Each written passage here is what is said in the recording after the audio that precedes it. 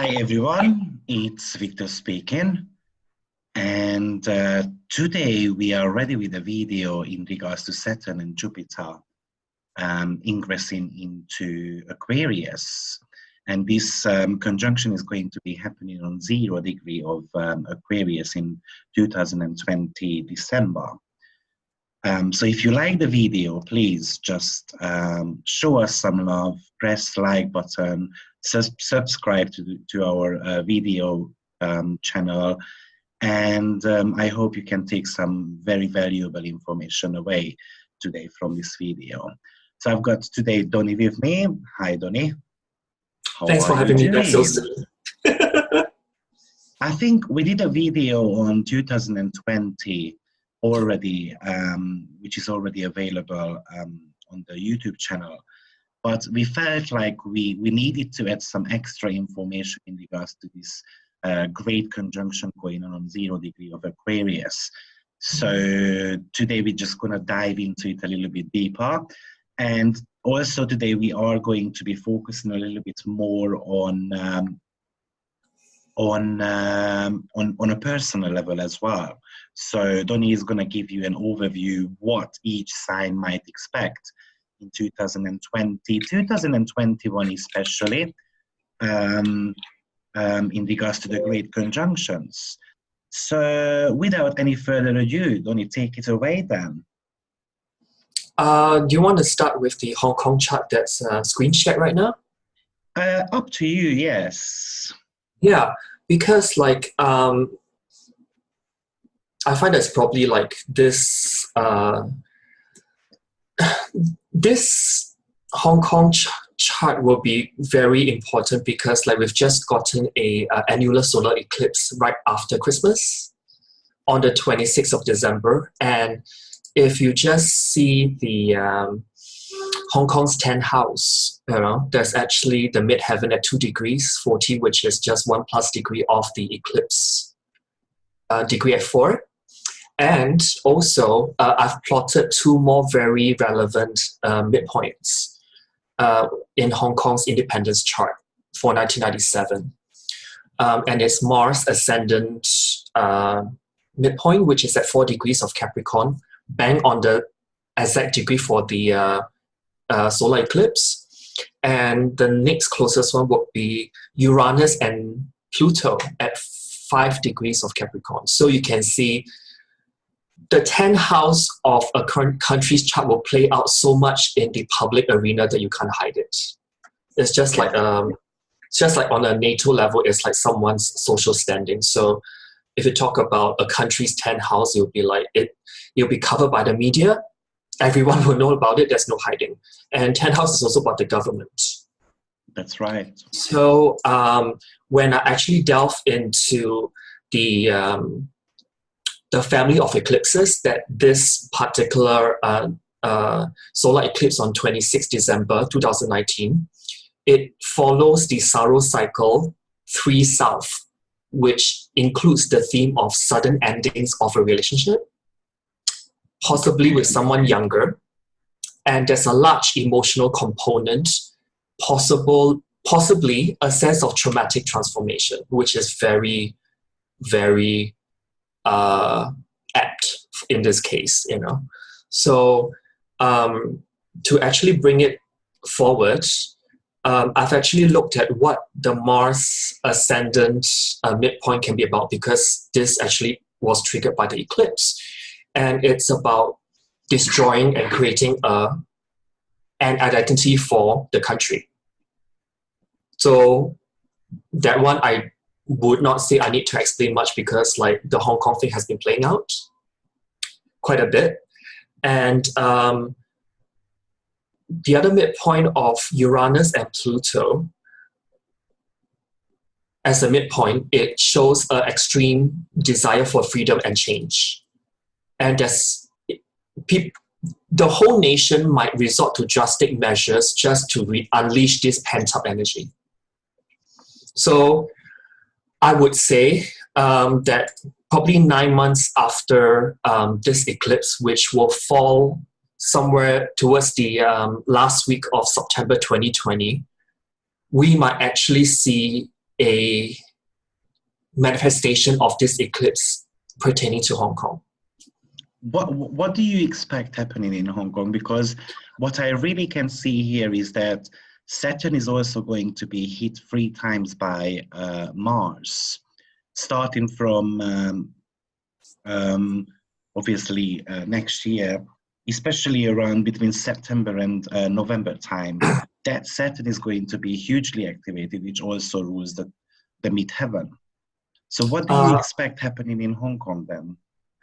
Well, Saturn rules the cabinet, as far as I know, because Saturn in Hong Kong's chart rules the 10th house.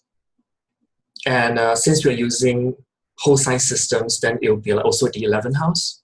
That's right. In this case, so Hong Kong's governance will really go through I wouldn't say tearing down though. I mean, but it's more of like the chaos will still be there because don't forget Mars will actually retrograde over that Saturn. Yeah. 3 times for like the second half of 2020, all the way up to January 2021. It will exit Aries finally. So with that in mind, the second half of the year, together with the 9 months post this solar eclipse also activating the 10th house in Hong Kong's chart, it tells me that there is just going to be so much resistance. But also at the same time, when I see the 2 midpoints, which is concerning the ascendant Mars, Uranus, and Pluto, there could be, I mean, it has really happened, like the army from, was it the People's Liberation Army in China has infiltrated the police force in Hong Kong, and it's like exerting its power through very insidious behind the scenes way. So what I find also interesting here is that the natal Mars is obviously coming from the 7th house, the sign of Libra. Yeah. Now, Mars is not necessarily too strong in Libra. 7th house talks about other people. And actually that Mars seems to be gaining so much strength in that first house. And Saturn getting triggered is actually talking about, Saturn and the Mars transit, or Saturn and the Mars conjunction really could talk about commitment, really could talk about such a strong-headed energy to achieve what they really want. And this seems to be coming from a public house. So the public somehow seems to be wanting to change their fate. 7th house also could be an indication of other countries. Yeah. So it might be something to do with another country who might want to take on Hong Kong's leadership, or it might be talking about the public itself, who seem to be suffering for a long time, especially because we've got Chiron around that Mars as well. It's definitely a prominent year for Hong Kong, surely. Yeah, and Mars retrograde will pass by that Saturn-Chiron opposition. That's right, yeah. Yeah. 3 times. 3 times, yeah. So when a transit happens 3 times, basically, it is something like you are receiving a sign at the very first hit. Yeah. That something is needed to be changed. The second time, it's like revisiting that topic, maybe coming up with a plan and the solution, and the plan is really much related to Saturn anyway. And then the third time when it hits and then you did not learn your lesson, then usually that's the time when we tend to be getting a kick in the bum. So now these 3 hits, you can find it actually in the ephemerides, when exactly it's going to be happening. But the third hit is going to be happening around mid-November, beginning of December towards the end of November. Close to Christmas, yeah. Yes, so Yeah. that could be a very hectic period. Now, Mars rules army, Mars rules police force. So it really looks like that. The police is going to be hugely busy, or the army is going to be hugely busy in Hong Kong.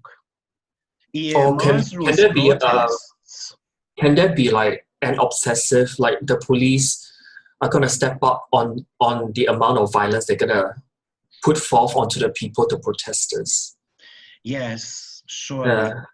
Yeah, yeah. The Saturn Mars really shows determination, and it really seems to be coming from the public. So the public really seems to be determined to change something. And the public seems to be gaining so much power because that Mars is pretty much like pushed down under the ground type of energy in Libra. So it is about standing up for themselves. Mars rules knives, Mars rules guns. So actually there could be some type of even protests going on in front of the governmental buildings. Actually, The court? that could be, yeah, the court, exactly. Yeah. It could even be something to do, well, I'm not going to say that it's going to be something in regards to assassination, but that could also be in the picture. Now, you did mention the Uranus and the Pluto midpoint, and having a look at Uranus is coming from the 11th, and then Pluto is coming from the 8th house. So on a larger scale, 11th house, people want a huge transformation there, which can be quite a big impact, actually, that part of the world, surely. But do you still feel that like with the Hong Kong situation, right? As much as they want to kind of change the direction or the trajectory of their, liberty, that Libra, and also freedom, which is Aquarius, it's almost like their fate is really sealed. That's right. I mean, even Aries rising sign talks about independency. Wanting to get their freedom to a certain extent. Aries is not necessarily the best team player. Now, having Saturn in that first house really much talks about, the restriction Hong Kong has gone through in the history. And by having Mars there, it is really an activation of sending out a reminder that we want to be independent. And we are ready to fight for it. Fight for justice. Very, very, very interesting chart. Also, just having a look at what Mars rules in the chart for them. And that's going to be the first, and obviously it rules the 8th house as well. Now, 8th house is all about transformation. It's all about death, closing one door, opening a new one. Demolishing things. Yes, and with that Saturn in the first house, it looks like they want to be demolishing the old system and implementing a new one. And that is really confirmed by having Saturn, Pluto, and the South Node has been dancing around the heaven anyway for a while now. And South Node is talking about emptying things out, leaving something behind. It's like getting rid of our past. And Pluto is an energy like, imagine that you want to refurbish your kitchen, for instance. Before you actually start the refurbishment, you're going to have to demolish the whole kitchen. You're going to have to, throw away everything. That's why Pluto is actually the planet of purifying. And Saturn talks about the structure. So building that castle up from scratch, making sure that the foundation is laid down properly. So it is very interesting to see that these are the energies what Hong Kong might want in the upcoming year. Now, that great conjunction there might indicate it's not going to be happening in 2020. It might indicate that this is going to be a huge theme for them in the upcoming 5-6 years, surely. But they seem to be starting to make the necessary steps to achieve their long-term goals. Very interesting.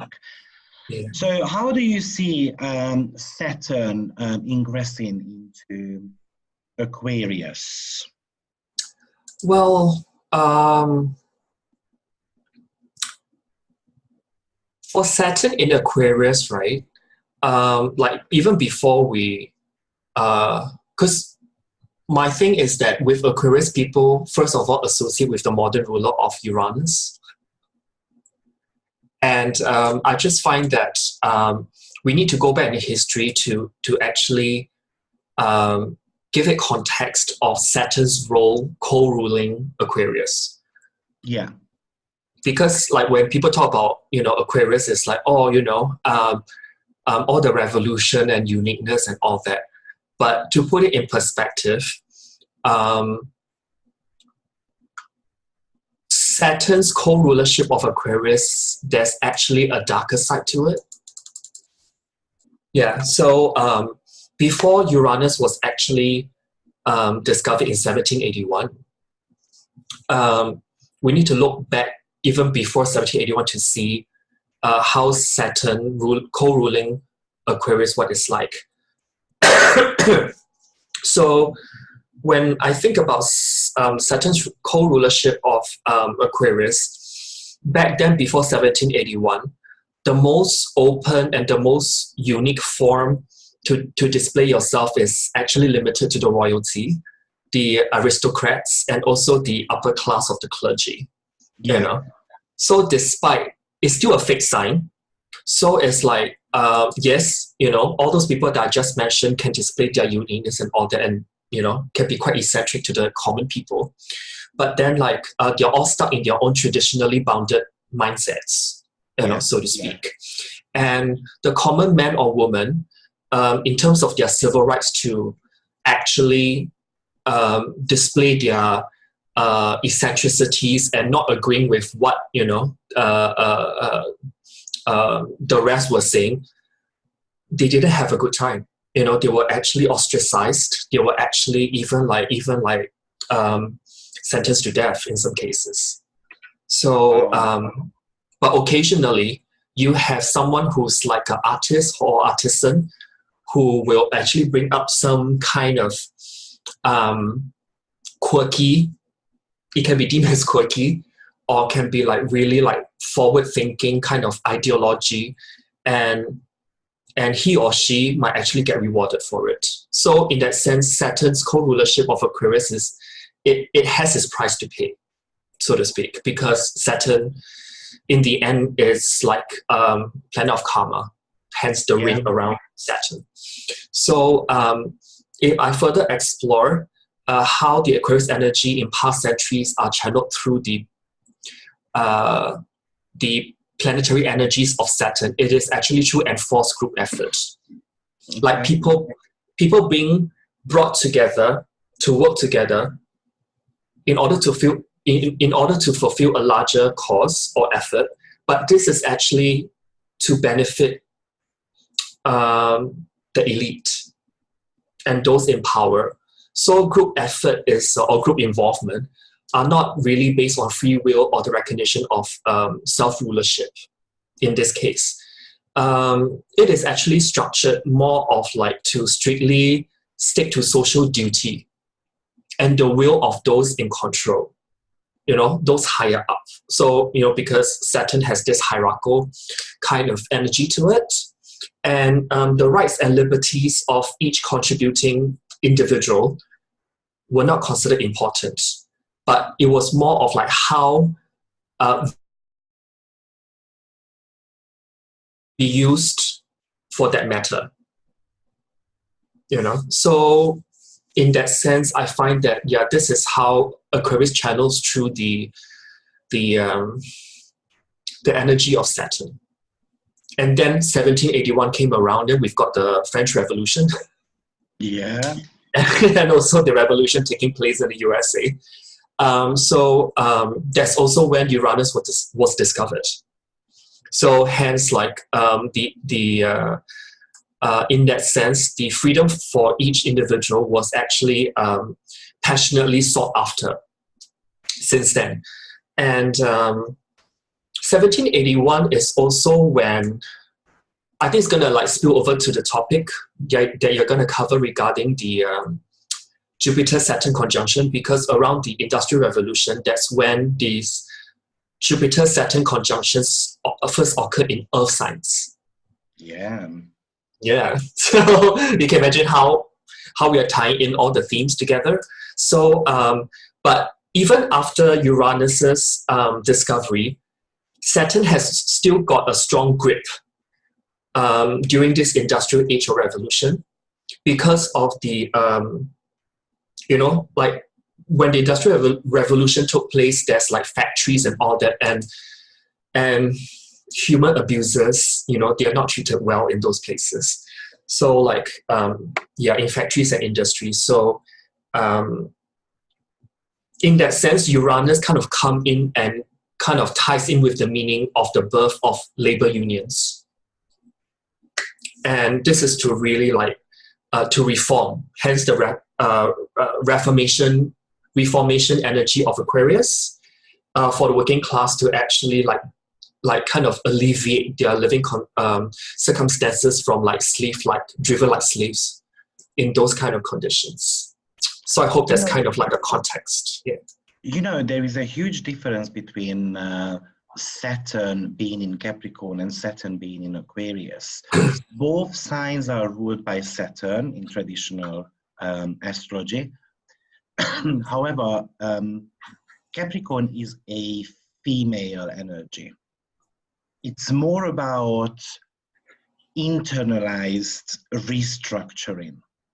And when we talk about Aquarius, that's a male energy. That's more about outgoing. That's more outwards energy.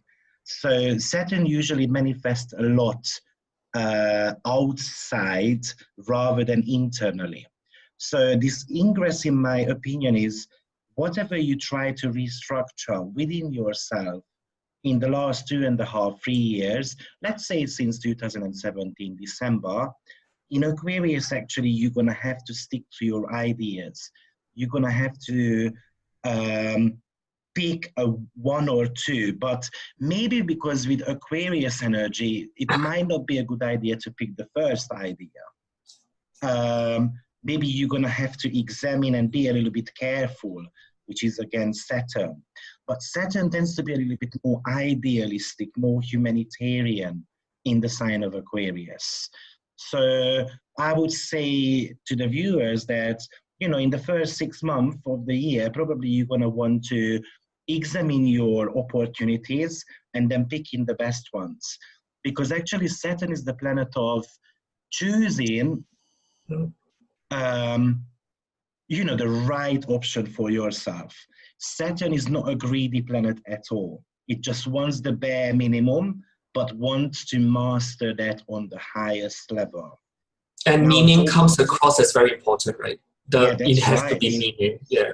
That's right. And Aquarius has got this tendency of going overboard with things because it's a very extreme energy.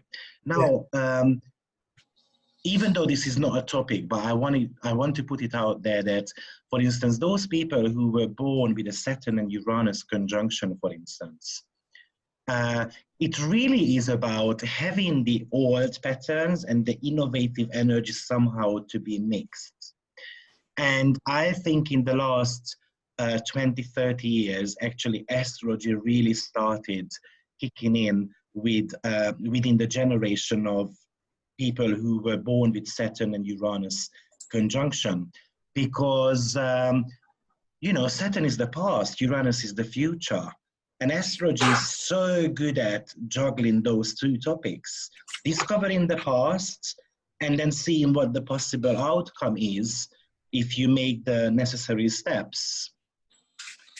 Definitely Saturn and Uranus are hugely opposite energies. Probably, I would say they are the most iconic awkward pairs. But working with those two energies actually is something which could give you a sense of joy and a sense of achievement as well, just allowing both planets to be working to their own favor. I think it's also like, you know, like when you talk about Saturn and Uranus conjunction, it's something new and something old. Yes. So when I think about Saturn in Aquarius, it's like the training of a scientist, the making of a scientist, because it's like scientific discipline. It actually takes a lot of like trial and error. You just have to keep going. Hence the repeating theme of like, you know, you have to redo and redo again like Saturn to actually make it right, to actually get a breakthrough. Then you get the Aquarian breakthrough that you want to.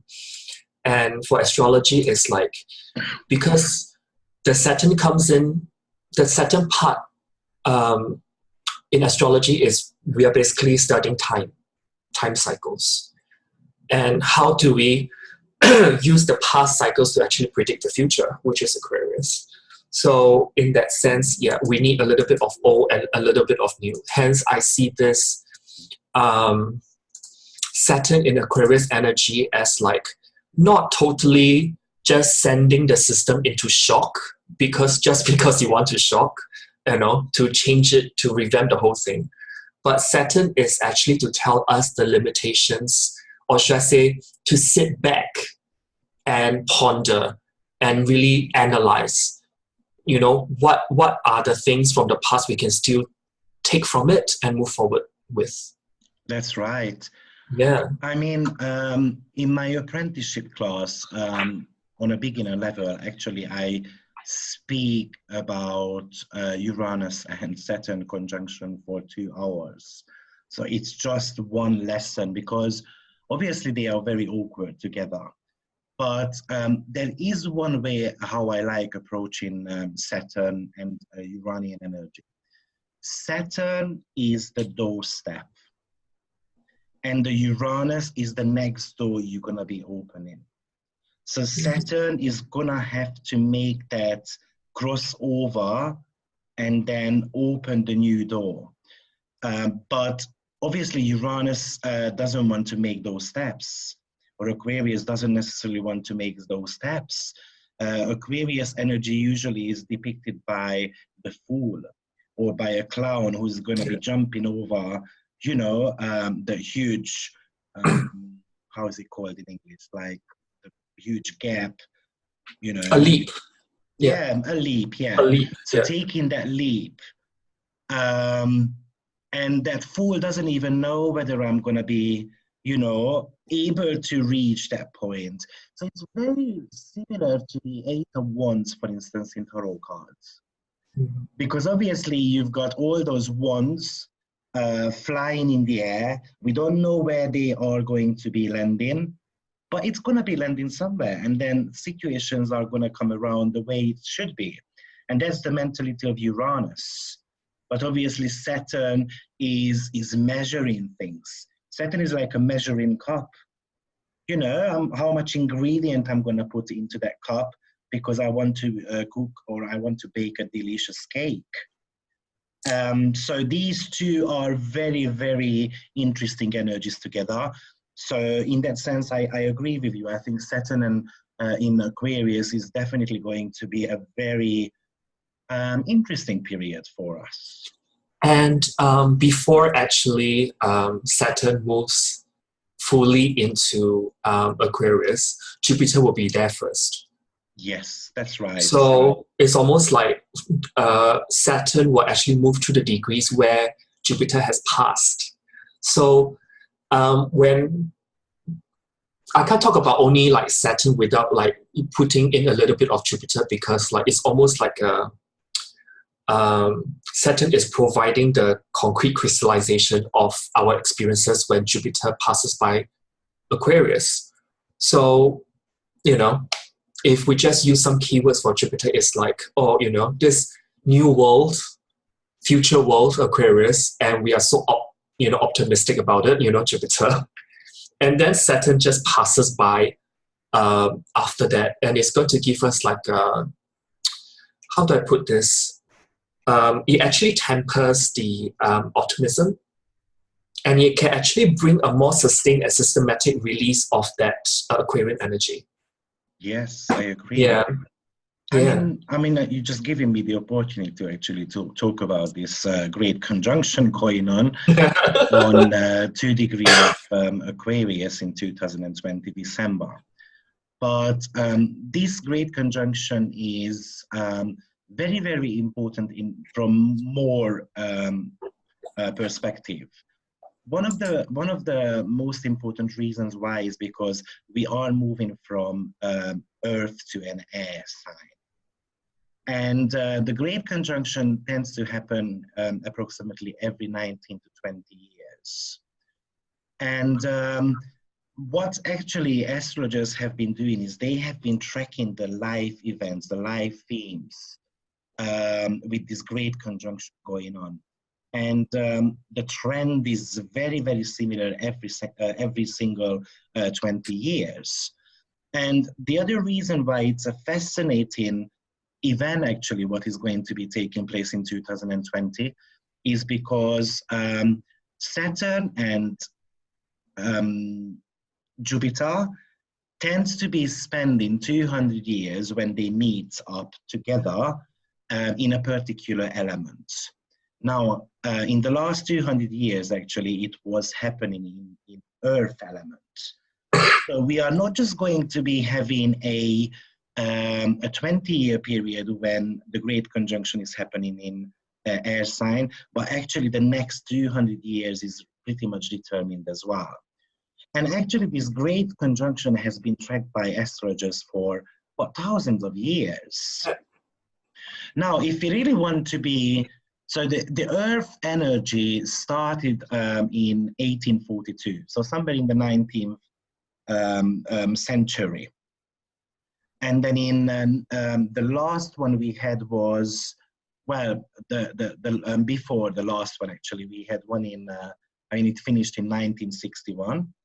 And then in 1981, actually, the Saturn and the Jupiter conjunction happened in Libra.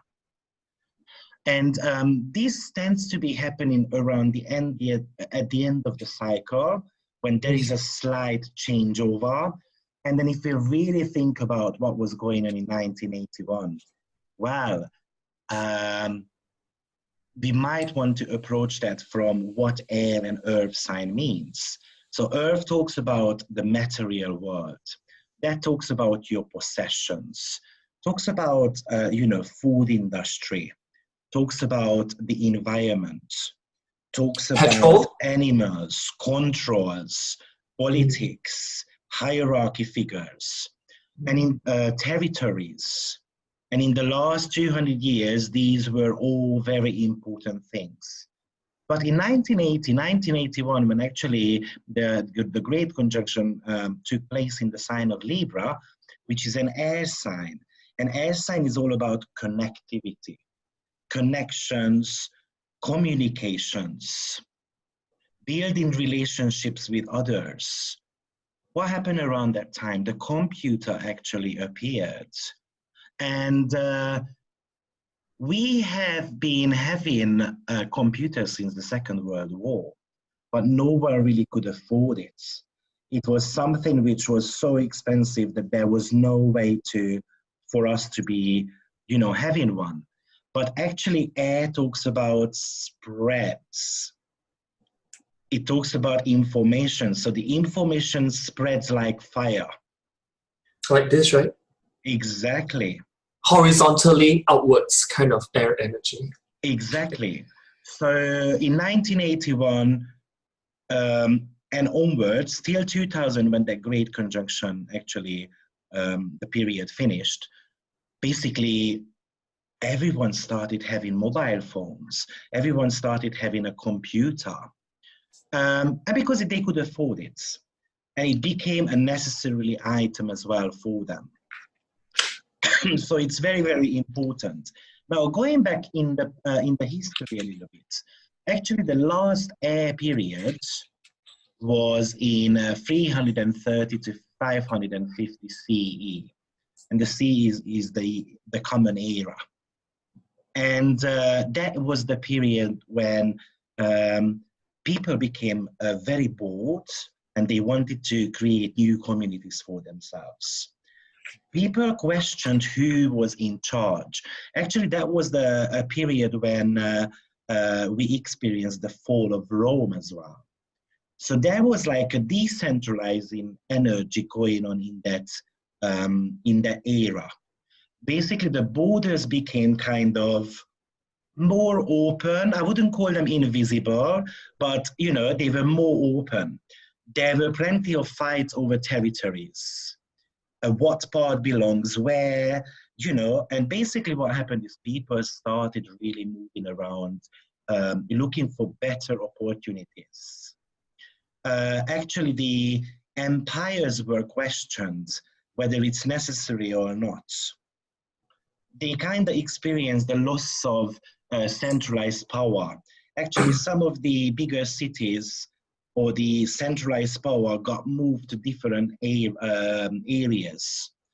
And the reason being is because obviously there were fights going on for territories. So they had to, you know, move around their central. Now, one of the most recent air period we had was basically in the 12th and the 13th century. So to be precise, it was from 1186 to 405. And one of the great stuff about it is actually that most of our written version of astrology comes from that era. And the reason why is because paper wasn't really affordable for others. Only the noble people could buy paper. So basically, just think about it. They were writing on tablets, they were writing on stones. Actually, if I'm not mistaken, Chinese people were writing on silks, which was very, very expensive. No one could really afford it. And then, so it doesn't mean that they didn't have paper before, but it wasn't affordable, or it took ages to actually make it, to produce it. So what happened is that in that era, the manufacturing part got developed. They managed to come up with some process to be able to produce that paper a lot quicker and in a lot cheaper way as well. Universities started coming around that era. In Europe, if I'm not mistaken, all of a sudden within like 14, 15 universities appeared. So the studying became more and more important. Yeah, of course, we experienced some negative stuff as well. For instance, the plague, the Black Plague. And the reason being is because, I mean, why does it belong to air signs? Because it's spreading. And actually it was killing plenty of people around that time. And then basically we received a little bit of a taste of this new 200-year periods in 1981, between 1981 and 2000. So as I said, computer got developed and spread. And air talks about technology. Air pretty much rules the mass production. Phones, telephones. And, you know, that's quite interesting also that some of the ancient astrology textbooks got discovered also in the 1980s. One of my favorite timing techniques are, you know, is profection or zodiacal releasing. And actually both were discovered in the 1980s. And those timing techniques are coming from the 2nd century. So in a way, I'm expecting to see astrology grow in the next 20 years hugely. I think information, which is pretty much about air, is going to be more available for others. Even secret information, you know, maybe something to do with the UFOs, maybe something to do with you know, what's going on behind the scene at the government. People are going to be able to see this more clearly. I mean, if I want to approach it from the qualities of the elements. Air is a hot and wet quality, and earth is a cold and dry energy. So what does hotness do? It activates things. It stimulates things. The wet part of that air quality is all about binding things. So it's like starting basically, well, unfortunately, there is a possibility for a civil war. And I think it looks like it comes from the public because they cannot take it anymore. You know, that's those step is just kind of getting invisible because they want to be having a better future. And talking about the earth element a little bit, the coldness slows things down. The dryness actually separates things, create distance. And this is exactly what we have seen in the last 200 years. The borders became very strong. We started putting up walls. Think about the Berlin Wall. You know, we didn't allow countries to visit each other without visa. Then all of a sudden the European Union came around, and even actually the European Union really started to grow when the Great Conjunction happened in air sign. So the borders started really opening up. Obviously it was started with what, 5 countries, and then in the mid 90s, early mid 80s, all of a sudden the small countries started joining as well. You know, so the heat part of the air is talking about really heating things up. It's like having heated conversations between the government and between the small people. And the other reason, you know, these two elements are very different. They don't have anything in common. That's the problem here. So if I pick, for instance, air and water, then air is a hot and wet energy, and water is a cold and wet energy. So the wetness is there, the binding energy is there, just the temperature is slightly bit different. But here, there is nothing in common. So definitely it's a huge shift over. You know, air talks about your ideas, talks about your concepts, talks about your logic and intellect. So people are going to be starting thinking a lot more. I think on a world scale, I think new technology opportunities are going to be coming up. I think people are going to be more forward-looking or forward-thinking. I think, yeah, unfortunately, there might be some infections as well, which could be spreading. I think there is going to be new technology in regards to food. Now, remember, Earth sign talks about food and food preparation. Actually, I read an article that within 20 years, we can run out of very important type of food elements, which we are so used to. To give you a couple of examples, maybe it affects you very much, but it affects me as well because I eat rice quite often. But we tend to be seeing issues with rice, producing rice.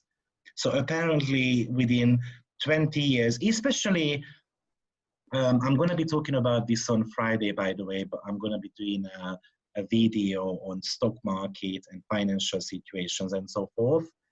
But for instance, this food question can be hugely important from 2026 onwards.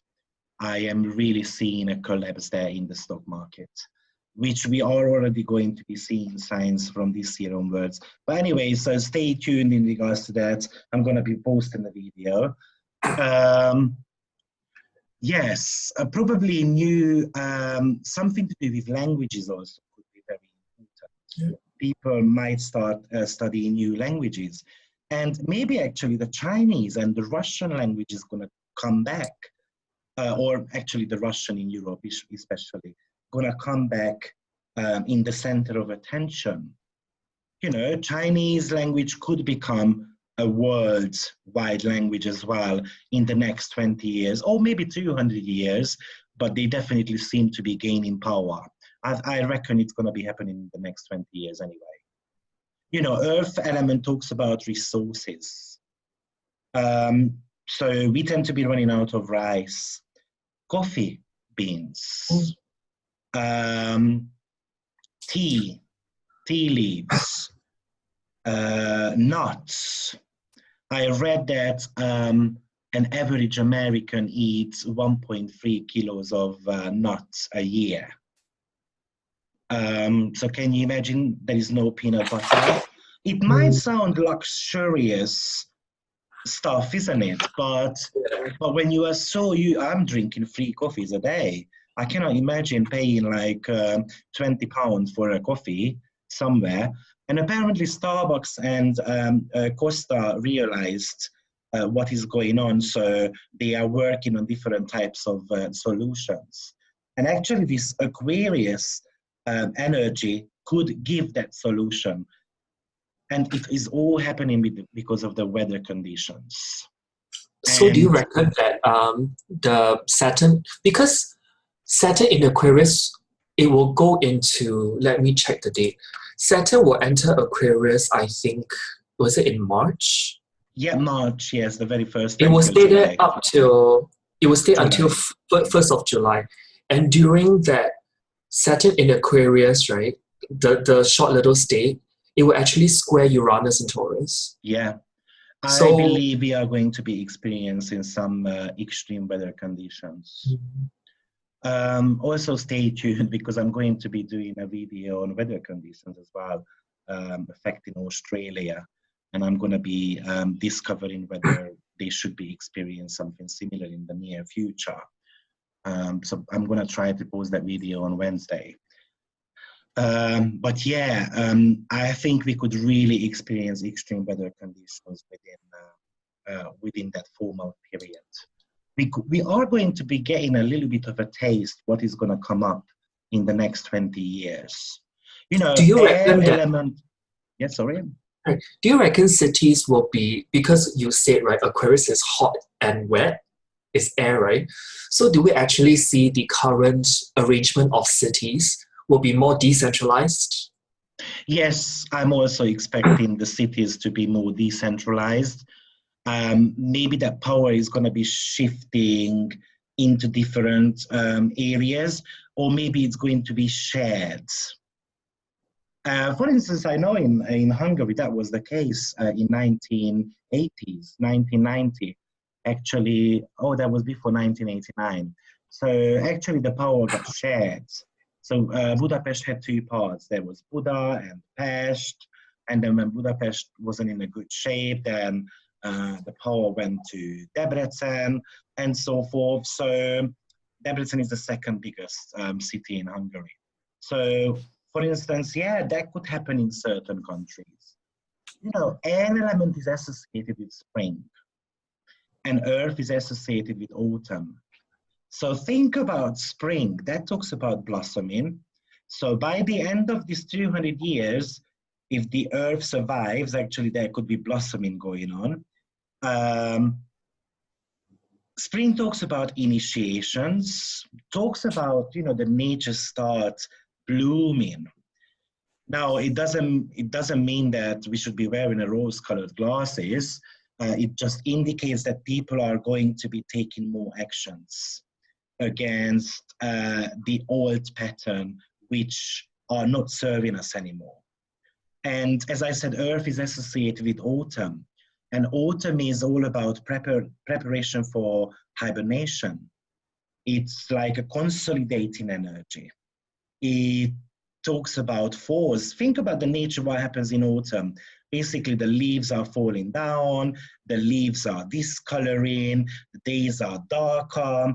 So this 800-year period, which is coming up, it's going to be a new era. It's going to be really marking, you know, the next 800 years, and we're going to be seeing those signs in the next 20 years also. Now, what's very interesting is that this Saturn and Jupiter great conjunction is going to be happening on a fixed star called Altair.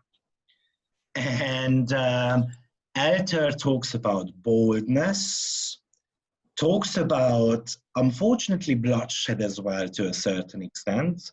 It's a very rebellious energy. It talks about human relationships, protest to human rights. So what I'm also really expecting is protests going on because of animal welfare. I'm really, really expecting happening that. But also something to do with the human rights. So that's very interesting that obviously we started this conversation on Hong Kong's charts. They don't have anything on 0 to 2 degree of Aquarius, if I'm not mistaken. But they have Jupiter in Aquarius in the 11th. They've got Jupiter in Aquarius. Yeah. So obviously Jupiter could be talking about growth and expansion of that wish. And that is happening in the 11th house anyway. Yeah, I think there are going to be new ways of people communicating to each other. Of course, a little bit of a backdrop of this story is that all these people are going to be staying at home more often and then communicating on the internet, or actually it's going to be more like a social activity.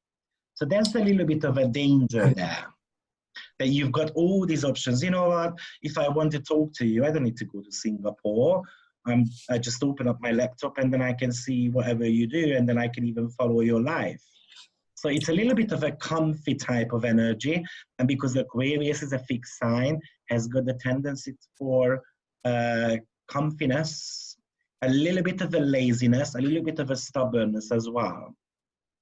I'm also expecting having issues around petrol. And petrol coming up. I think there is going to be a huge price increase. I think traveling is going to be more expensive, but I also believe there are going to be new ways of traveling. I'm just really hoping someone figures out how to do a teleportation, because I hate traveling. So I just want to close my eyes and I want to be, on the beach and so forth. I hope it's going to be happening very shortly. Regarding oil exploration, right, I think it's linked to that Neptune sextile Pluto energy we've been having. Yeah. Yeah. And now, it's Neptune in the financial world actually talks about, what's the word in English? Inflation. So the fluctuating energy of the money. Probably we are going to be seeing a huge dip in the upcoming year in regards to currency. But going back to this oil question a little bit, we know that we are running out of resources. We know that we don't have as much oil anymore as we should be having. I think this 2020-21 is going to be showing initiations to start using more wind power, more solar power. Definitely it's going to be very prominent. Yes, and then I don't want to be touching base on the financial situation, because as I said, I'm going to be doing a different video on that. But we can see decrease in the value of the money you earn. I also believe that people are going to kind of get pissed off with the fact that they pay them like not enough money. The money is only enough for bread and water. And obviously, water is a huge topic again. Because of these extreme weather conditions, I'm expecting more and more countries suffering with water supply as well. Like droughts? Or? Yeah, that's right. Yeah. So, I went to my balcony this morning in shorts because it's 10 degrees, but it's meant to be minus 10 degrees here. but it's plus 10 degrees at the moment. And therefore, the article I read about food said that apple and peach are at risk of like distinction. And the reason being is because they need a good winter. I'm not 100% sure why, but they need a good winter. To Another kind of grow up very important food item could be honey. The bees are dying. Within 10 years, apparently, we might have no bees anymore. I did mention the rice. I don't know in English, some like syrup. It's very similar to sugar. cane, sugar cane. That's the one. Yes, Yeah. That seems to be running out of stock as well. So, you know, we are meant to be leaving the material world behind, but we seem to be running out of minerals as well. And that is what I believe is going to make people to change their behavior. So very shortly, this is what I'm expecting about Saturn and Jupiter on the 0 to 2 degrees of Aquarius. There is something else I really wanted to say, and again, like I did in my last video, I'm not 100% sure if I can do that, but I'm going to be doing that anyway. I'm going to be very rebellious because we're coming up to Aquarius energy, right? So first of all, since as I said, astrologers are tracking trends. In the last 2 centuries, actually, they were very good at it. And they always had a look at what happens around the Great Conjunction. And someone noticed that around the elections in the US, if they happen around the Great Conjunction, those presidents tend to die within a year or so after the election. So I looked this up a little bit, actually, and that was true. And I was hugely shocked.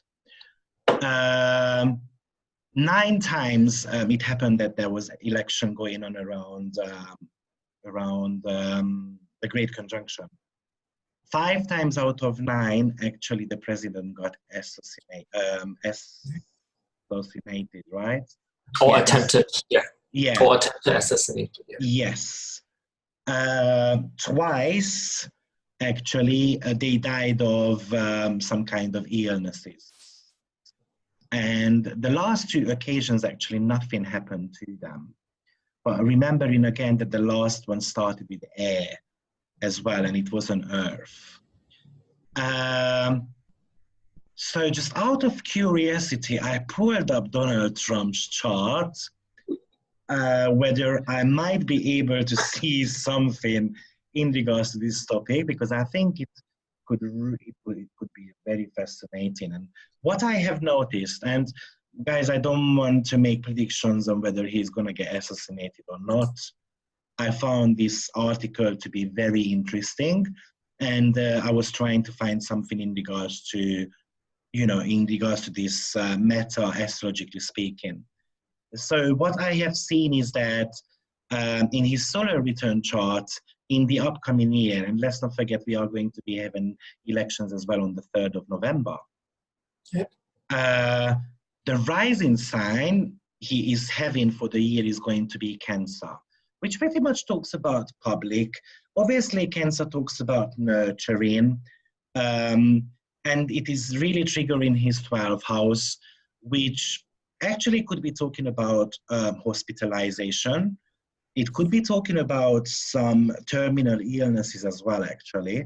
So he might be needed to visit his doctors a lot more often. Now we've got Venus there. That could be something to do with the skin. That could be something to do with kidneys. Something to do with inner organs, actually. Thyroid as well, right? Pardon Venus me? Venus can also rule the thyroid gland. Yeah, that's right. Yeah, that's right. Now, Venus rules the midheaven, which is his public image. And 12th house is like hiding away from the public image. And what's very interesting is that his midheaven is in conjunction with Algol. And Algol actually could be talk about suicidal thoughts and assassination as well. Algol, unfortunately, is a very forceful energy. It's more like a demolition. It has got a very strong Marsian energy around it. So that's one of the indications I've seen here. Another indications I've seen is Saturn at his birthday is actually going to be triggering Altair. And as I said, Altair is talking about protests to human rights, talks about boldness, and it's in the sign of Aquarius, obviously, which is talking about emotional detachments, talks about breakup. It is in the 7th house, which talks about publicity, other people. Yes, so it's interesting because there are signs here which could be showing such thing. Yeah, now I also know that all this Capricorn energy is going to be sextiled by Juno. And his Juno is in the 8th house. So actually it could be something to do with his marriage partner as well. Juno actually talks about the soulmate connection in the chart. And it also, on a world scale, it could be talking about that the souls are reuniting. So it's like the people are really trying to reunite. It talks about soulmate connection. It talks about fighting for one cause. But not so much about the fight. It's more about the loving and the caring element that Juno. So actually, it could be something to do with his partner as well. So I'm not ready to make a prediction on whether he's going to win or not, because actually it's really much on the borderline. I'm going to be making a video on that a lot later on, nearer the time. But I've also had a look at his zodiacal releasing period. Some of you might know this timing technique, some of you might not. I'm not going to go into it in details. But he's going to be having an LB period, which is a very much of a peak period in your career. Usually with LB, we change job, we gain publicity, we leave job, we get married, we get divorced, so a huge event is happening. And there is something which is called shadow period, which started in 2019, April 22nd. And it's going to be lasting for a year. And shadow period talks about like minor peak periods, something similar to these LBs. Now his Sagittarius period is in the 5th house, which is ruled by Jupiter, and Jupiter has got a conjunction to Chiron, which is all about wounds. And Libra talks about people, others, opponents, enemies, that also belongs to Libra. The enemies you know about. How interesting that Iran put an 80 million pounds bounty on him just yesterday. And that is so visible from his chart. And obviously the co-ruler of his year is Moon, which talks about the public. Now, him as a public figure are opposing his rulership. So it even looks like that people are going to be standing up against him. His own people. So it could be the immediate environment because Sun is in Gemini, and also it could be on a larger scale as well, which is really much more. Can I add something? Sure. Because like when I look at the solar return moon, it's very close to that solar return Mars and Neptune conjunction in Pisces in his natal 8th house. that also says something that's, yeah, not spectacular. Not so favorable, yes. Yeah, not so spectacular, yeah. And also that Chiron really got a huge prominence in this chart because it's in conjunction with the midheaven in the sign of Aries. You know, I'm really hoping, you know, I don't wish bad to anyone, but there are some indications here of operation. There are indications here of sicknesses. There are indications of attempt happening against him by his own people and by the country people as well. You know, but I think these are huge signs that he's gonna have to start on the healing part of his wounds. And I think he needs to realize the only way he can kind of overcome these obstacles is healing American people's wounds. And I think he's got the capability. I think he even can gain that likability as well if he wants to. Because at the end of the day, he's got this lovely Gemini, Uranus, and Sun conjunction. And then Sun actually has got a conjunction to Capella, fixed star as well. So he can gain that likability if he wants to. But I think that humanitarian side probably needs to come out of him a little bit stronger.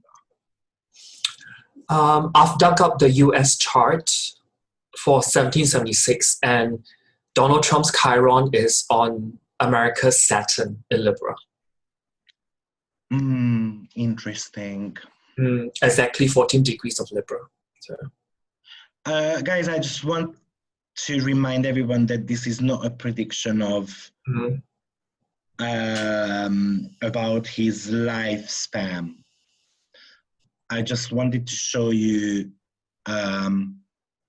astrologically, you know, that there might be some indications of something important coming up in his life in the next 18 months, I would say. Great. Shall we cover the 12? Without any further ado, maybe we want to be jumping into the 12 signs. Sure. We're going to be very much timekeeping today.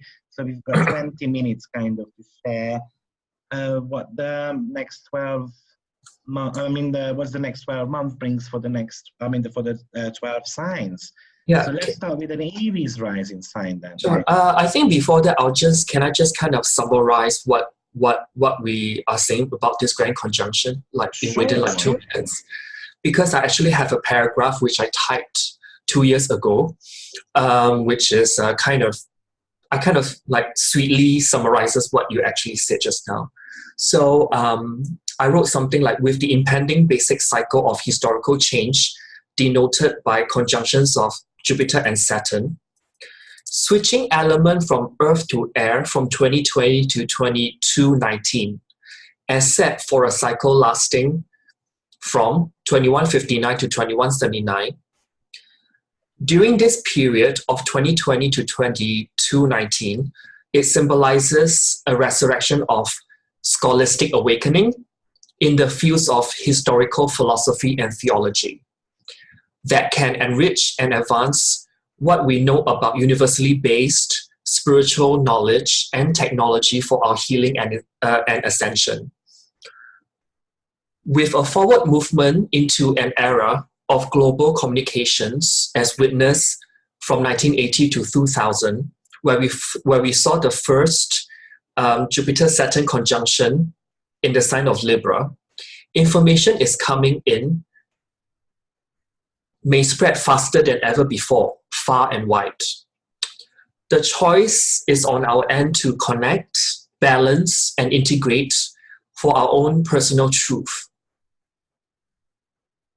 The veil that enable interactions with beings from other dimensions may also be thinned out, since air as an element is so much more fluid and light compared to the density of Earth. Do you have anything to add to that? Oh, no, I think that was a great summary there, actually. Thank you. So okay, let's start. What I've described in the last 40 minutes. I know I love talking. Sorry about that, people. So, okay, let's start with Aries. Okay, so Aries, for this Saturn in Aquarius, it happens in their 11th house. So possibilities of Saturn in the 11th house for Aries rising, it can mean like more teamwork and group activities, achieving, or should I say materializing your goals and wishes, sharing knowledge and skills with other people, and there can be also a sense of like activism involved. But do watch out because you know, everything has got two sides. So Saturn passing by your 11th, it can bring, if it's mismanaged, for this Saturn transit, it can bring failure and disappointment. And it almost has a sense, it's like the group versus me kind of feeling, like, why does everyone kind of dislike me? You know? So when, and in the sign of Aquarius, yeah, you can be joining, you can be part of a larger movement for bigger causes. And yeah, you can have a larger, you can have a more diverse group of friends, you know, even weird friends. I would also add to it that most probably it's going to be something to do with their long-term goals. So it looks like plenty of Aries rising sign actually could be changing their jobs. Maybe they become a little bit more bold and they want to come up with their private business. Maybe something to do with internet type of business as well. But definitely it is going to be marking their next 5 years, I would say, in regards to their long-term goals. Changing social status. Obviously, you're going to have a look where Saturn is. So what I recommend to the viewers is, first of all, have a look at where Saturn is in your chart, because that area, that house, is also going to be activated in an 11th house Aquarian meta. So to give you an example, I am going to be having my, I'm having at the moment Saturn in the 11th house, transit in the 11th house, but my natal Saturn comes from the 9th. So it's pretty much about restructuring the way I teach, restructuring the conceptions I'm having, putting more belief into the work I do, and so on. So you're gonna have to mix the natal placement with the transited house. And that's how you get quite an accurate prediction what you should be expecting. So it's like bringing the natal promise, your natal Saturn's promise in the natal chart, and the energy is going to be like shifted into where Saturn is currently transiting in the chart. Exactly. It's a little bit, astrology is sometimes like a math. So adding the 9 and the 11 together. And what is 9th house talking about? What is 11th house talking about? What does Saturn talk about in the 9th house? What does Saturn talk about, let's say, in the sign of Scorpio? So Saturn is all about restriction, blockages, mastering skills, and so forth. Let's say Scorpio talks about intimacy, talks about trust, Esoteric, about esoteric knowledge, occult studies, jealousy, infidelity. So maybe some of, you know, and so forth. So I don't, yeah, let's go on Taurus maybe. Sure. Just one last thing for Aries rising, you may be involved in like group and teamwork activities, like it can involve like computer networking, yeah, if that makes sense. And also, okay, you know, that Mars retrograde period is going to be square in that Capricorn energy. So actually it could be indication of elements of fights, confrontations with bosses, hierarchy figures. Even it could be something to do with paperwork, visa matters, maybe some type of legal activities also could be in the picture. So people need to be watching out for those as well. Right. So for Taurus rising, when Saturn moves into Aquarius, it will be in your 10th house. And when Saturn transits your 10th house, it can actually bring achievement of any long-term goals you've been wanting to materialize. There can be kind of more leadership responsibilities. increasing self-knowledge and personal power, and re-evaluating your success, because Saturn is like a re-evaluating planet. Yeah. So, but if it's mismanaged, you can take on too much responsibilities in the wrong area. You can give up too easily. That's And right. you can be haunted by past failures or weaknesses that make you feel kind of less than or like inhibited.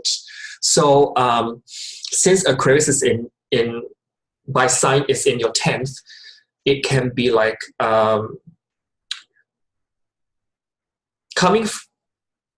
because Aquarius in the 10th, right, can be like being friendly with the boss.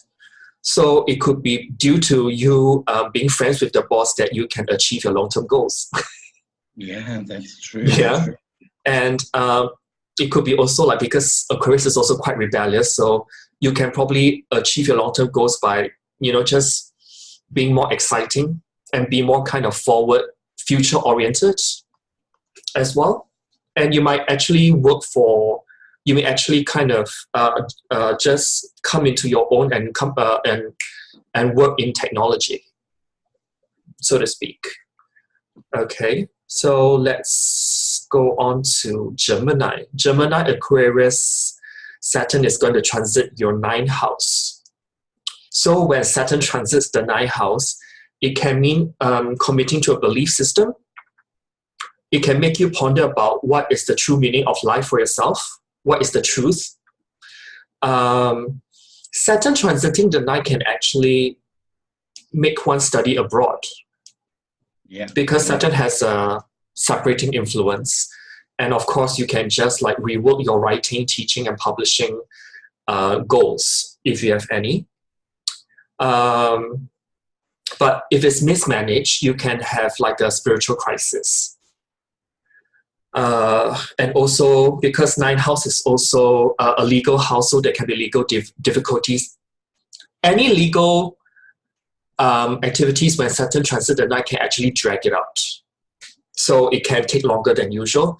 And when you travel to overseas, it can also indicate some form of upsets or disappointments that may come with it. So since your 9th house is in Aquarius, you can actually think about studying like a scientific belief system. Yeah. That comes to you. And you can also like think about going to astrology college. Yeah, surely. Like a faculty of astrology or something. And adopt a philosophy of social reform that can also take place. Or expanding your horizons through progressive thinking. Also, I just want to put it out there that because Saturn rules the 8th house, Jupiter rules the 7th house. Unfortunately, Gemini people might experience some relationship issues in the upcoming year. Now, also Venus is going to be retrograde in the sign of Gemini as well. So it might be something to do with infidelity. It might be something to do with gossips. Obviously, Gemini rules gossip. So you might be here, not just gossip, sorry, but Gemini is like the messenger. So you might be having a kind of like enemy or someone who wants to put you, in a situation where, yeah, you might get into trouble in regards to relationship. Watch out for tax and inheritance matters as well, because those are all ruled by 8th house also. And also like that when Venus retrogrades in Gemini, it will actually square Neptune, which is for Gemini rising in your 10th. So you may not be seeing the truth of a situation just yet. Yeah, that's right. Yeah. But having said that, with that Saturn in the 9th, right, in Aquarius, when it goes there, it might kind of promote kind of like a detachment that's involved, so that you can actually see house is 12th from the 10th. Yes, so you can actually kind of, distance yourself to kind of have a better perspective of things. Unfortunately, Aquarius is the sign of breakups and divorces. Now that 0 to 2 degrees, I said there is altered as well, which is talking about the boldness. So some of the relationship who might be suffering from codependency, especially on the financial level, maybe actually taking a different leap and says, you know what, I can do things on my own. I don't need any support from others. Yes, again, very important. You're gonna have to see where the Jupiter and Saturn come from. That also needs to be combined into this situation. Yes, but when I think of, when I think about that, Saturn in Aquarius, right? Actually, not only detachment but more objectivity. So you see things for what it is. Yeah. And kind of realize that, okay, maybe it's time to just like, either let this go or something like that. So for Cancer rising, Aquarius and Saturn will actually transit your 8th house. So when Saturn transits the 8, you can actually organize your finances. Maybe draw. 8th house is also life and death and insurance. So you may want to take up a life insurance policy regarding that. 8th house is also inheritance. But then like Saturn, it depends where your natal Saturn is. Like the inheritance process may be dragged out a bit. So Saturn transiting the 8 can actually, on the positive side, it can facilitate self-mastery. And you can also confront the past as well if you haven't got that kind of,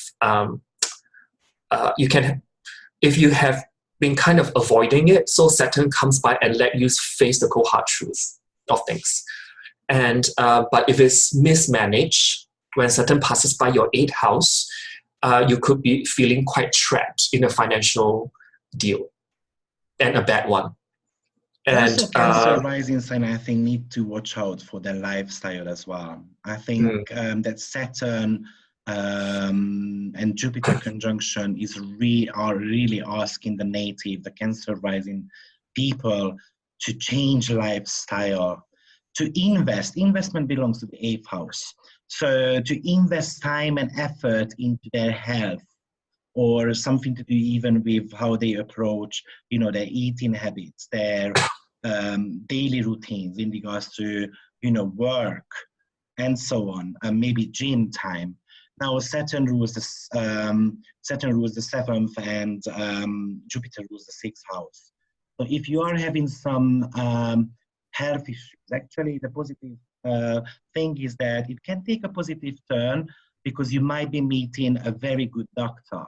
Doctors are ruled by the 7th house. The practitioners are ruled by the 6th house. With that Aquarian energy, I recommend for the Cancer rising, in case of any illnesses, to ask for a second, a third opinion. Because as I said at the beginning, the first option with Aquarius is not always the most pleasing one. Yeah. And 8th house also rules research, and Cancer is the mother, and 8th house is also occult and metaphysical studies. So they may actually restart researching on what do you call it? Spiritual kind of. They can start looking into like things that connect them to the feminine principle. That's right. But don't jump into the first thing that just do your research and just stay detached, stay objective, and see what ultimately you can form a deep attachment with, because Cancer in the 8 is about, there's this kind of emotional attachment, what you actually vibe with, so that as well. So Leo risings have Saturn in Aquarius transiting their 7th.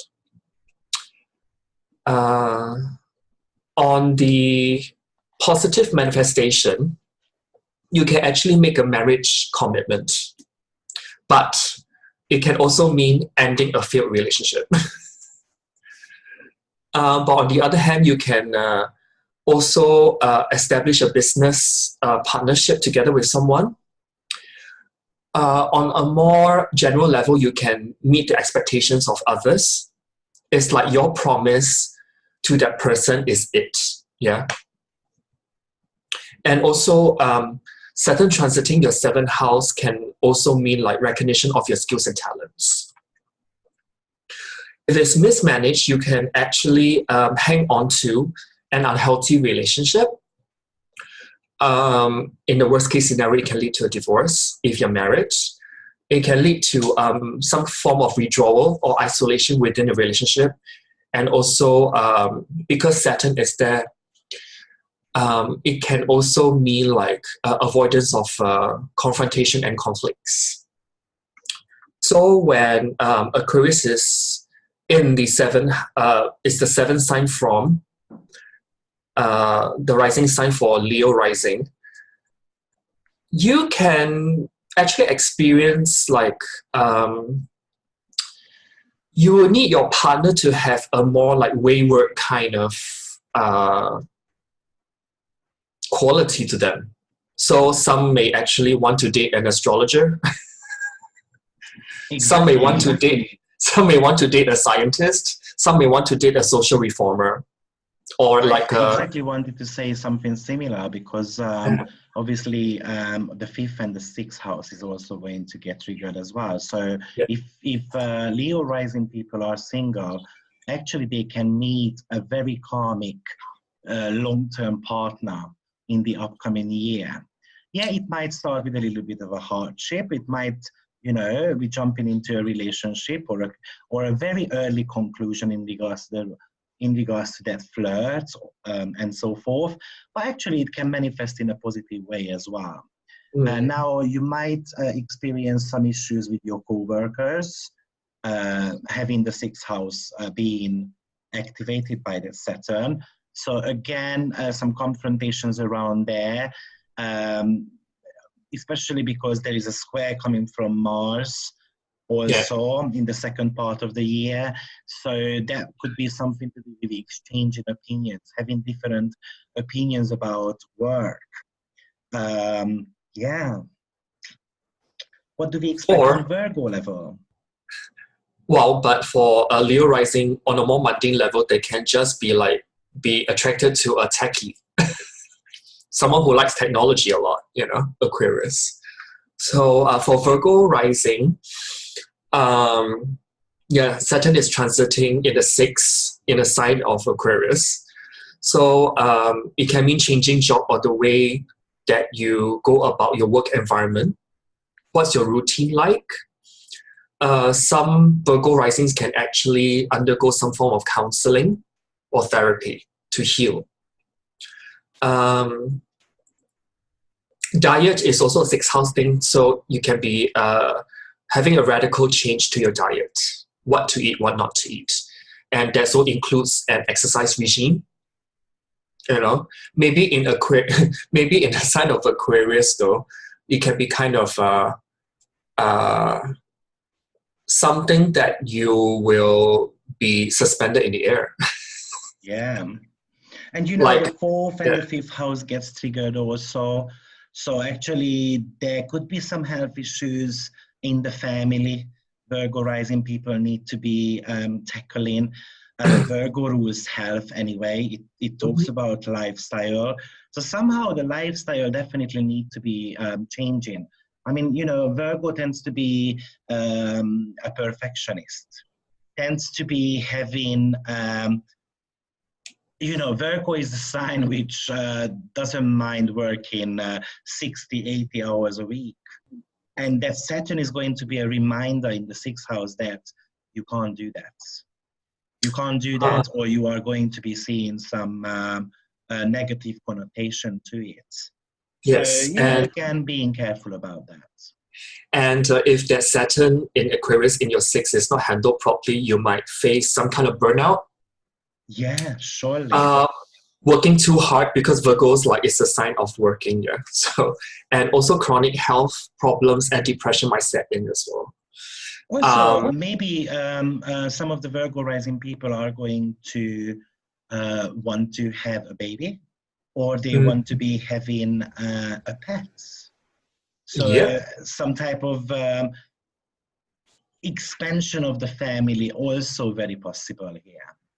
But with Saturn, right, Saturn freezes, and Saturn is a cold planet. So if it's transiting through the house, for Virgo rising, it'll be 6th house. It can actually lead to just be on the lookout for like poor circulation.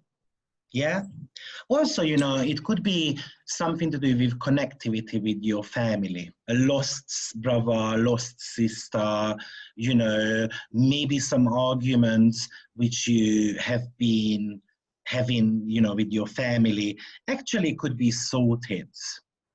Leaving the past behind again and then just going forward, looking forward, rather than looking back in the past continuously. I think the last thing I wrote for Virgo rising would be like look out for also varicose veins. Yeah. Sure. That also can be an indication due to the poor circulation I said earlier. So let's move on to Libra. Libra, Saturn in Aquarius will move through your 5th house, and if it's handled properly, you might be getting out of a restrictive relationship. You might be able to cut it off, you know, with precision. And there can be also a renewal of commitment as well. Giving birth to a child, that can also take place, or working hard on some creative projects that can also come through. If the Saturn is mismanaged, you have to look out for like using others to escape your loneliness, because it can be projected. And if you're into gambling, then there could be losses, and there could be potential issues with children. But since Saturn is it's also a planet that governs work, and in the 5th you can be working too hard as well for Libra rising. So for Libra rising, Aquarius is in your 5th house, so you may want to diversify. You can develop a diverse taste in your interest, or you can kind of for the older generation, and even the younger generation as well, because the 4th house is triggered also. So Gemini and Libra and Aquarius people already kind of have received a taste in 1980, 1981, what this year, especially 2021, could bring for them. So just go back a little bit in history, you know, and think about what was going on, how your lifestyle was, because those air houses got activated in your chart anyway. And for air sign rising, it will be the 1st, 5th, and 9th. Yeah, that's right. Yeah, so of course you can bring lucky houses anyway. Well, those 3 houses are something to do with like identity, right? So it could be it could be like a redefinition of some sorts according to whether which one of those houses are triggered. Yeah. So and also 9th house is the 5th from the 5th. So some of the older generations actually might be experiencing having a grandchild, and therefore it's like a renewal, you know, in a sense of maybe taking care of the baby, or just, you know, that renewal energy when a new baby comes into the family. Or just like stepping from parent to grandparent. Yeah, exactly. 9th house is grandparents, yes. That as well. So for Scorpio rising, Aquarius, Saturn will be transiting your 4th, and possibilities here, you can be tracing your family tree or your family DNA. So you can be kind of signing up on some, like, you know, for a website for your DNA to be tested, for example, and you can have some kind of surprises. Surprises there. So there also can be like old memories resurfacing, because the 4th house is really what you keep, in a sense. Or 4th house can be the home you could be redecorating or renovating. And some of you, when Saturn passes by your 4th, you could be moving house. Or you can be somehow going through some form of psychotherapy as well, to actually sort out your insights, to actually set things right.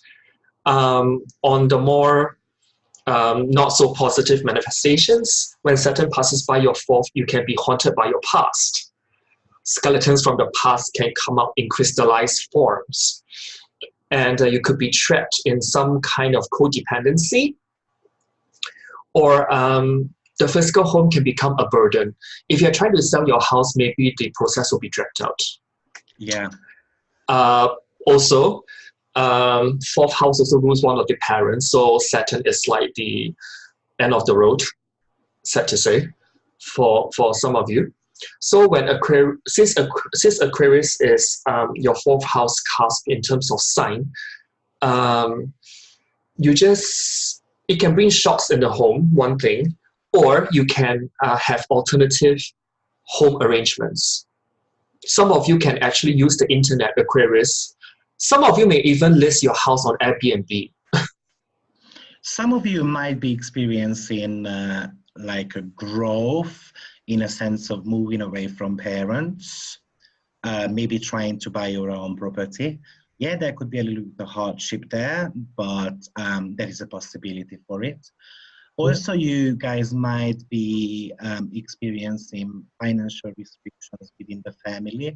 Maybe the need of helping out your siblings, for instance, or even helping out your parents as well financially. That could also be the case. And since like it's Saturn in Aquarius energy, you may want to get creative, but the creativity comes from like your past experiences. That's right. Yeah. Also, if you guys are having some issues which hasn't been solved for such a long time, actually it could be the end of the matter. The reason being is because fourth house rules end of story, end of something. You know, so if you are having, for instance, you've got your natal Saturn in the 9th house, you are having issues with visa, with documents, for instance, then actually this could be a period when you're going to be experiencing an end to it. Yeah, so there are some great stuff with that fourth house also. What about Sagittarius? Sagittarius, Aquarius Saturn will be transiting your 3rd house. So when Saturn actually transits your 3rd house, you can actually develop a meditation practice, to be alone, and spend more time studying and reading up on things that's Aquarian related, like astrology books, for Sag risings. And in terms of education and learning, you can probably structure your timetable, Saturn, right? Timetable. Or that could simply mean that there's a change in the tone of your voice. So if it's not so well managed, it can come down to communication breakdowns, somehow feeling isolated or discouraged. Saturn in the 3rd can also dampen positive thinking, so you can actually dwell on some thinking that's towards the negative, or thinking you're like I'm not so good, And lastly, I put there could be some depression as well. So since for Sag, Aquarius is in your 3rd house, you could be thinking about your future, and then you'll be like telling yourself like, maybe not. You know what I mean? You could be revising your plan for the future. You could also get into kind of sudden separations with your sibling relationships, or you can also develop a more genius way of communication on the more positive side. So anything to add to this? I think you really summarized it well, to be honest. But I do believe that maybe it's something to do with the spiritual awakening and really much working on the personal development. I believe it's really going to be about breaking away from old patterns and opening new opportunities.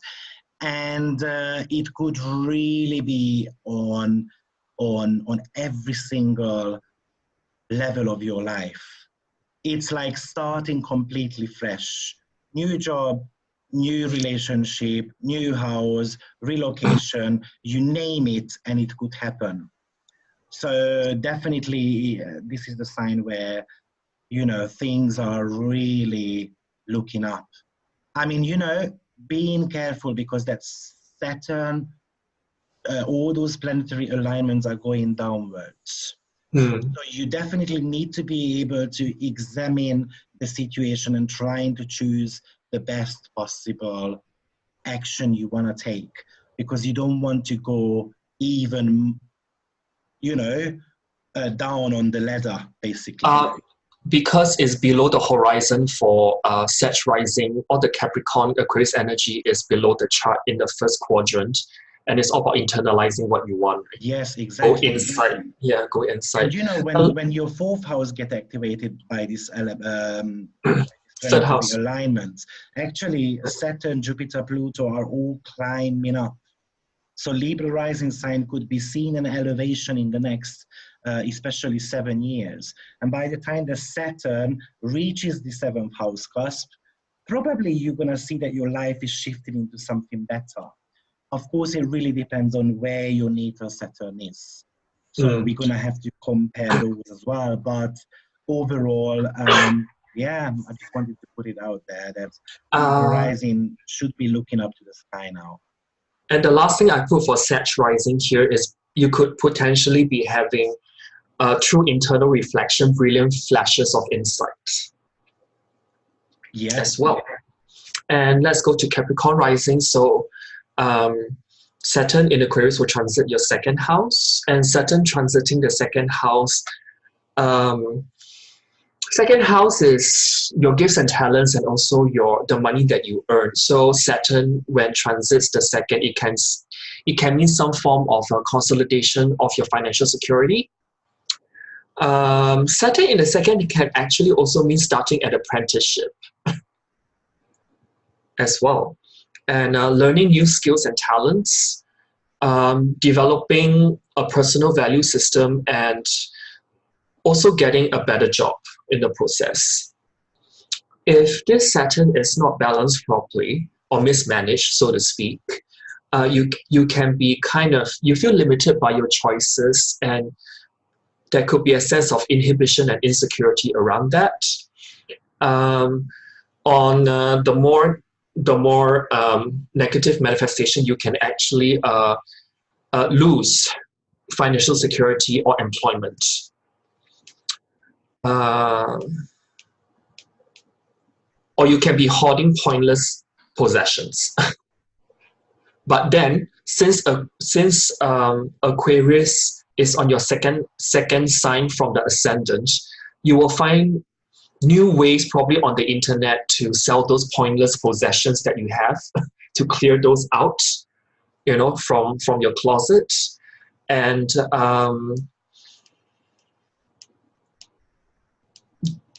possibly, in a sense, you might have an unstable personal income due to job changes when Saturn's passing through your second house as well.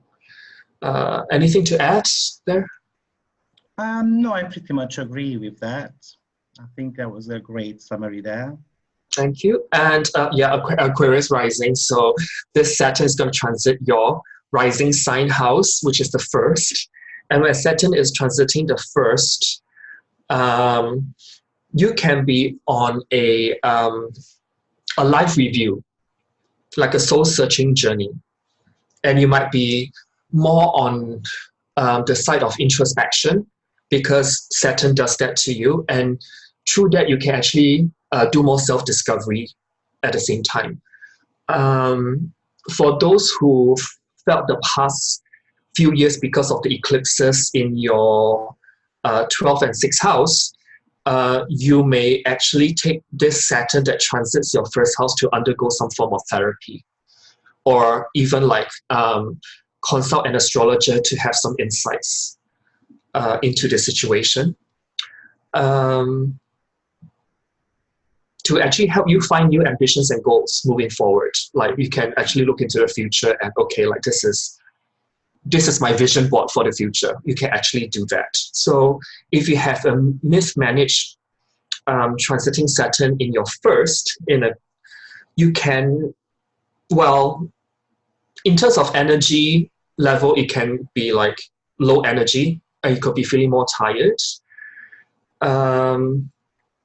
You can be burdened by responsibilities as well, because Saturn in the first, transiting your first, and there can be a form of, you'll be feeling more withdrawn and also insecure from that.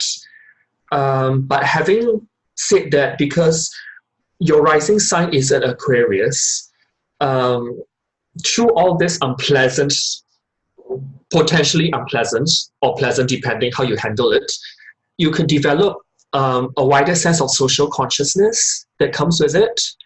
But you also can be a bit more like a weirdo to other people. You'll be perhaps a bit too cool when you approach life, too logical as well. And there's a sense of like Saturn in Aquarius can also like, you'll be appearing to other people like, if other people can't match up to your ideals, you can almost give off a vibe whereby you're quite antisocial. So that can be kind of, the kind of thing. And the last sign, Pisces rising, Saturn Aquarius will be transiting your 12th house. And there are certain possibilities though. Actually, I quite like Saturn in the 12th, transiting the 12th as well, because I have Saturn in the 12th. Natally. It can actually help you to let go of the past. You could be also like learning to isolate yourself into the invisible realm. You could actually start meditating. Meditative practices can actually do you good to be more in tune with your soul and true self in a way. When Saturn transits the 12th, you may also want to go on a retreat or holiday. And 12th house is also places far away from here. So you may want to travel to a country that's like really like you've never been to. It's so freaking far. You take a long flight, to that place to heal the body and soul. That's what Saturn transiting the 12th can bring. But then, since 12 also rules like, hospitals, prisons, and asylums, so just make sure that you don't end up with a stay there. And 12th house has also like health problems, but health problems in a way that is psychosomatic, because 12th house also talks about your inner demons. So it could be health problems that manifest coming from a psychological perspective. It's almost like you're fighting with your own inner demons. But then with this Saturn transiting the 12th, Saturn is cold. It can help to freeze them off. Yeah, that's right. It can, because it has joy in the 12th. But then you'll be on the more like, on the other end of the spectrum, you can experience low energy and despair while you're going through that process. There's actually potential for spiritual awakening through group experiences when Saturn transits in Aquarius in your 12th for those few months in 2020. And 12th house is also dreams. And Saturn crystallizes. It can make your dreams more real, That's right, so, especially because the 11th house is getting activated as well. So it's all about your long-term goals, and what you have been dreaming of for a while actually can manifest. So I believe many of the Pisces rising sign are going to be seeing some energy shift in their career, in their personal level again, surely. But I think the change that's coming for them, there can be like, because the 12th house Saturn, right, that's passing through there, they might have, it depending how they handle it, whether they've done prior spiritual work, they may have a fear of going insane. Because 12th house Aquarius, right? Yeah. The fear of going insane, and Saturn kind of makes experiences more real for them than, it kind of like just kind of crystallizes the invisible realm much better when it's transiting there. So they can have like disturbing dreams that kind of, it can be very unsettling and it can make them quite anxious, anxiety driven. So that is from my side, actually.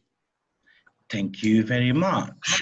So just on a last note, because this great conjunction is going to be happening on 0 to 2 degree of Aquarius, have a look if you've got any planet in your fixed signs around those degrees. So the fixed signs are going to be Taurus, Leo, Scorpio, or Aquarius. Those degrees, those planets could be getting activated as well. Have a look at whether you've got any planets on those degrees in the air signs. So we're talking about Gemini and Libra. Those degrees are going to be getting activated as well. So the fixed energies in that case would be squaring each other. Square talks about tension, and the air signs would be trining each other. So that's more about a manifesting easier flow of energy. And that could bring, trine is associated with the Jupiterian energy. So it always talks about protection and it always talks about growth. So thank you very much, everyone. I hope this little addition to the last video is going to help you understand what you can be expecting in 2020. And I wish everyone good luck. And thank you for Donny to join us today and give his insights on 2020. Thanks for having me. Yeah. So have a lovely day, everyone, and see you very soon. Bye-bye. Bye.